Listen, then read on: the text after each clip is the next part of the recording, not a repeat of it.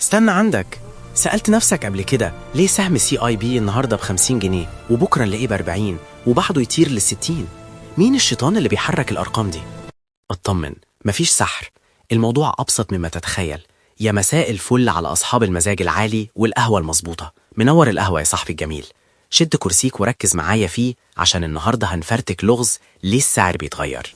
فاكر أحمد صاحب محل البرجر اللي انت شاركته ب100,000 جنيه؟ المحل ماشي تمام والناس بتيجي كل يوم. دلوقتي في 3 ناس تانيين سمعوا ان المحل ناجح جدا وعايزين يشتروا نصيبك ال10% بأي تمن. انت قلت مش بايع، بس هما مصرين وبدأوا يتنافسوا ويرفعوا السعر عشان تباع لهم. واحد عرض 120,000، التاني على عليه وقال 140، التالت قفش وقال 150,000 جنيه كاش. ده بالظبط ليه السعر بيتغير، لعبة العرض والطلب. بس ايه اللي بيخلي الناس اصلا تجري تشتري او تبيع بجنون؟ في 4 مؤثرين كبار بيحركوا مزاج السوق. رقم 1، اخبار الشركة نفسها. تخيل احمد اعلن ان المحل حقق ارباح ضعف المتوقع، الكل هيجري يشتري فالسعر يطير. والعكس، لو قال المحل عنده ديون السعر هينزل. مثال حقيقي، لما بنك CIB اعلن ارباح اعلى من التوقعات في 2023، سهم COMI طلع في نفس اليوم اكتر من 5% في ثواني. رقم 2، اخبار الاقتصاد.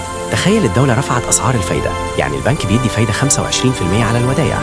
الناس هتفكر ليه اشتري اسهم وخاطر والبنك بيدي 25% مضمونة من غير تعب؟ فبيبيعوا الاسهم ويحطوا الفلوس في البنك، فالسوق كله بينزل. رقم 3، اخبار بره مصر. لو حصلت حرب او ازمة عالمية، المستثمرين بيخافوا وبيبيعوا كل حاجة، حتى لو احمد ومحل البرجر بتاعه بخير خالص. زي اللي حصل في كورونا 2020، بورصة مصر نزلت 30% في اسابيع لمجرد ان الناس خافت وباعت. رقم 4، مزاج السوق، وده الأغرب. السعر بيتغير من غير سبب منطقي، مجرد إن الناس خافت وباعت كأنها بتحرق عفش بيتها عشان تطفي حريقة صغيرة، أو فرحت يوفوريا واشترت بجنون حتى في شركات خسرانة.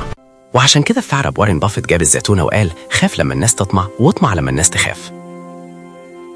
ملخص الحلقة، السعر بيتغير بسبب أخبار الشركة، الاقتصاد، العالم، ومزاج الناس.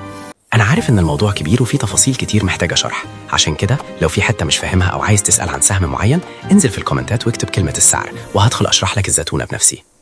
واجب الحلقة، افتح تطبيق مبشر، دور على سهم COMI وشوف السعر النهاردة، بكرة افتحه تاني وشوف هل اتغير ولا لأ، واكتب لي السعر كام.